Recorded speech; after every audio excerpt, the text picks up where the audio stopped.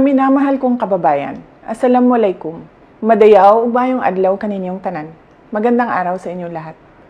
Taong 2017, personal kong nakita nag-aagaw buhay sa hospital ang isang biktima ng pinasabog na improvised explosive device ng mga NPA sa Mandog, Davao City.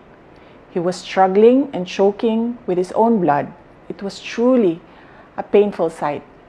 Hindi ko rin malilimutan ang paghingi ko ng tawad sa ina ng namatay na opisyal ng Philippine Army dahil sa nangyaring engkwentro sa Barangay Paquibato, Davao City.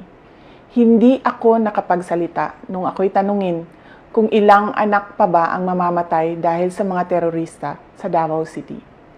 Mga kababayan, walang katulad ang kasamaan ng teroristang Communist Party of the Philippines, National People's Army at National Democratic Front of the Philippines sa kapwa nila Pilipino.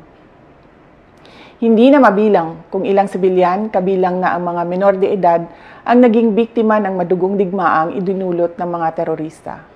Maraming batang estudyante ang hindi nakapagtapos ng pag-aaral dahil dinala sila sa bundok upang maging armadong terorista. Hindi na rin mabilang ang mga barangay captains, kagawad, security volunteers, pulis at sundalo na nagbuwis ng kanilang buhay para protektahan ang ating mga komunidad.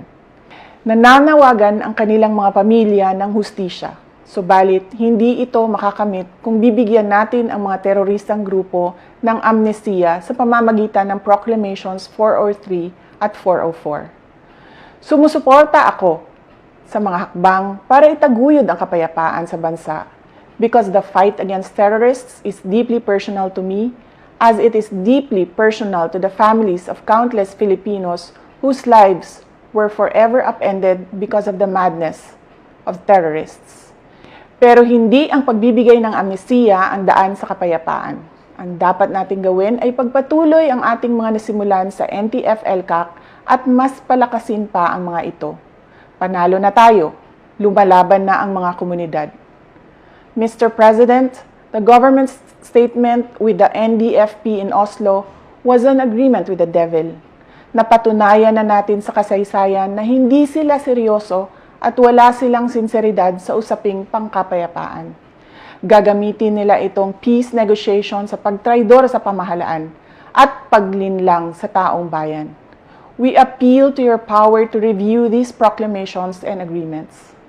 Apo BBM, sana po ay isalang-alang natin ang ating mga komunidad na naging pugad ng mga terorista sa mahabang panahon na ngayon ay lumalaban na at tumutulong sa pamahalaan.